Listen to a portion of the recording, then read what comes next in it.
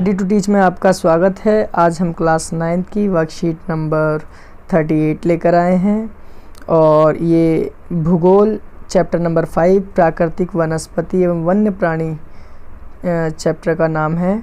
इसको हम पढ़ेंगे, समझेंगे, जानेंगे कि प्राकृतिक वनस्पति क्या है और वन्य प्राणी किन्हें कहा जाता है।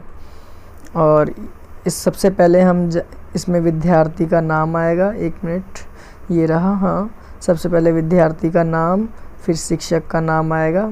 ठीक है, इस तरीके से लिखेंगे और उसके बाद हम आगे बढ़ेंगे। भारत में निम्न प्रकार की प्राकृतिक वनस्पतियां पाई जाती हैं: उष्णकटिबंधीय वर्षा वन, उष्णकटिबंधीय पर्णपाती वन और कटीले वन और झाड़ियों और पर्वतीय वन और मैंग्रोव वन। यानी ये 5 प्रकार के वनस्पतियां पाई जाती हैं।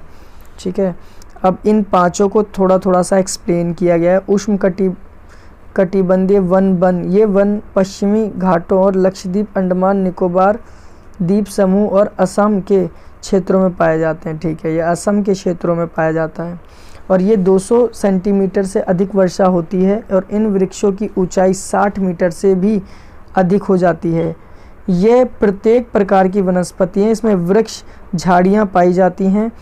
इनमें व्यापारिक महत्व के कुछ वृक्ष पाए जाते हैं, जैसे आबूनास, अम्बोनी और माहोगनी और रोजवुड और रबड़ और सिनकॉन। इन वनों में हाथी, बंदर, लंगूर, हिरण आदि भी पाए जाते हैं। यानी पर्णपाती में वर्षा वनों में हमें जानवर भी पाए जाते हैं और कई तरीके की वनस्पतियां भी पाई जाती हैं। आइए आगे अगले पॉइंट्स को पढ़ते हैं। उष्णकटिबंधीय पर्णपाती वन भारत में सबसे बड़े क्षेत्र में फैले हुए वन हैं और इन्हें मानसूनी वन भी कहा जाता है। देखिए, भारत में सबसे बड़े क्षेत्र में फैले हुए वन, इन्हें मानसूनी वन भी कहते हैं और ये उन क्षेत्रों में विस्तृत हैं जहाँ 70 सेंटीमीटर से 200 सेंटीमीटर तक वर्षा होती है। ये वन झारखंड, पश्चिम उड़ीसा, छत्तीसगढ़ में भी पाए जाते हैं। उष्णकटिबंधीय पर्णपाती वनों में सबसे प्रमुख प्रजाति सागौन है। अच्छा, इसमें जो सबसे इम्पोर्टेंट जो है वो है सागौन प्रजाति है। तथा व्यापारिक महत्व के कुछ वृक्ष पाए जाते हैं, जैसे बांस, शीशम, चंदन, कुसुम, अर्जुन और शहतूत। ये पौधे भी उष्णकटिबंधीय पर्णपाती वनों में पाए जाते हैं। अगला जो हेडिंग है वह सूक्ष्म पर्णपाती वन उन क्षेत्रों में पाए जाते हैं जहां 70 सेंटीमीटर से कम होती है। वर्षा 70 सेंटीमीटर से कम होती है। ये वन उत्तर प्रदेश तथा बिहार के मैदानों में पाए जाते हैं। कटीले वन झाड़ियों के क्षेत्रों में मुख्य पादप जातियां हैं।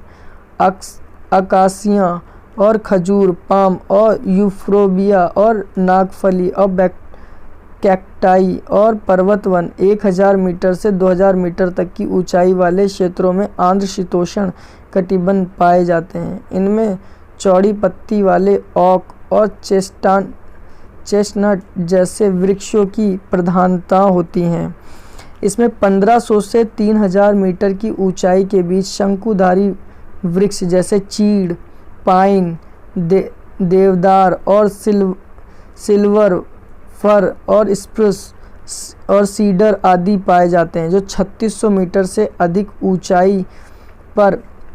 ऊंचाई पर शीतोष्ण कटिबंधीय वनों तथा घास के मैदानों का भी स्थान अल्पाइन वनस्पति ले लेती है।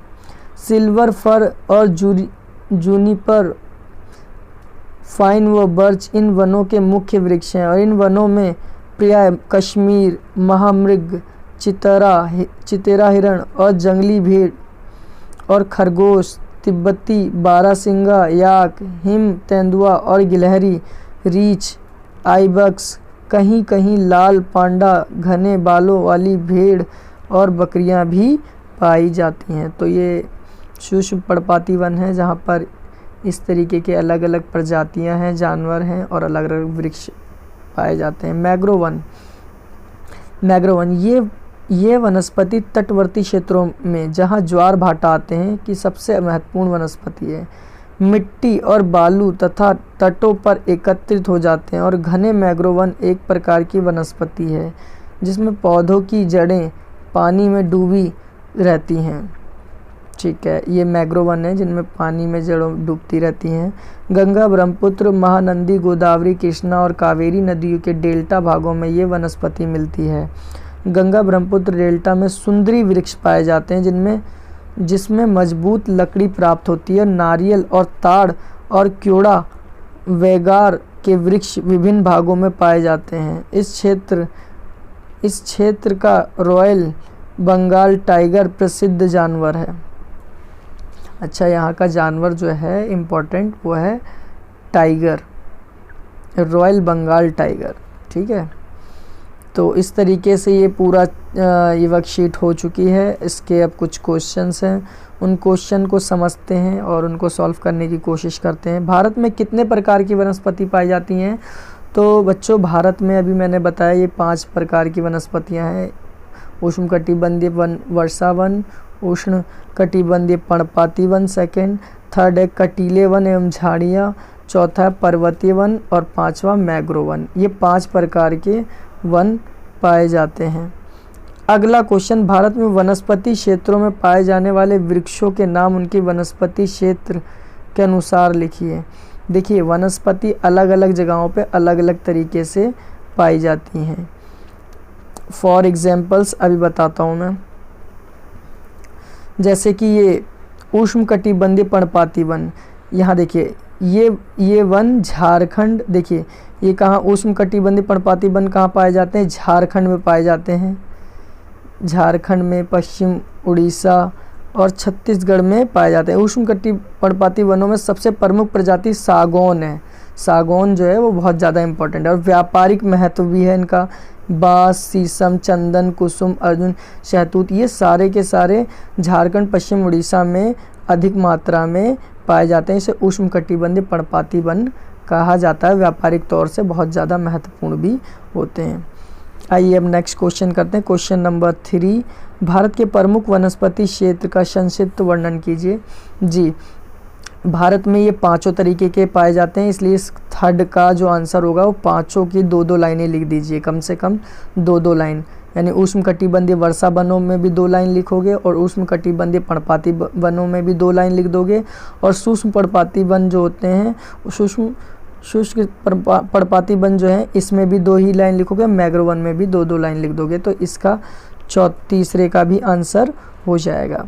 अब क्वेश्चन नंबर 4 है, मैंग्रोव वन किस प्रकार अन्य वनों से भिन्न है? देखिए, मैंग्रोव वन अभी हमने पढ़ा, जो मैंग्रोव वन जो होते हैं उसमें क्या होता है, इनकी जो जड़ें होती हैं, देखो ये घने होते हैं। पहली बात तो घने मैंग्रोव वन होते हैं और इनकी जो जड़ें होती हैं वो पानी में डूबी रहती हैं। और ये गंगा नदी, ब्रह्मपुत्र, महानंदी, गोदावरी, कृष्णा, इन नदियों के पास ही पाए जाते हैं। डेल्टा भागों में ये पाए जाते हैं, इसलिए ये भिन्न है। अब अगला जो क्वेश्चन है लास्ट वर्कशीट का, वो है क्वेश्चन नंबर 5, वनस्पति हमारे लिए किस प्रकार उपयोगी है? देखिए, वनस्पति हमारे लिए बहुत इम्पॉर्टेंट है, क्योंकि महत्वपूर्ण है, क्योंकि वनस्पतियों में कई ऐसी जड़ी बूटियाँ, कई ऐसी दवाइयाँ पाई जाती हैं जो हमारे लिए काम आती हैं। और वैसे भी पेड़ पौधे, वनस्पति हमें ऑक्सीजन देते हैं, ये हमारे लिए जीवन के लिए बहुत ज़्यादा महत्वपूर्ण है। इसलिए, और ये हमें समय समय पर कई सारी औषधियों के रूप में भी काम आते हैं, जिससे हमारे कई सारी बीमारियां ख़त्म की जाती हैं और ये बहुत महत्वपूर्ण माने जाते हैं। तो इस तरीके से ये वर्कशीट समाप्त हुई बच्चों। वर्कशीट नंबर 38 है। और बेटा, अगर ये एक्सप्लेनेशन आपको अच्छी लगी हो, चैप्टर अच्छे से समझ आया हो, तो प्लीज़ इस वीडियो को लाइक करें, शेयर करें। और हाँ, अगर चैनल सब्सक्राइब ना किया हो तो उसे ज़रूर सब्सक्राइब कर लें। चैनल का नाम है रेडी टू टीच। और अगर इस वीडियो में कोई कमी दिखी हो या कमी लगी हो तो आप मुझे मैसेज करके बता सकते हैं। मैं कोशिश करूँगा नेक्स्ट टाइम मुझसे ऐसी गलती ना हो। थैंक यू, धन्यवाद।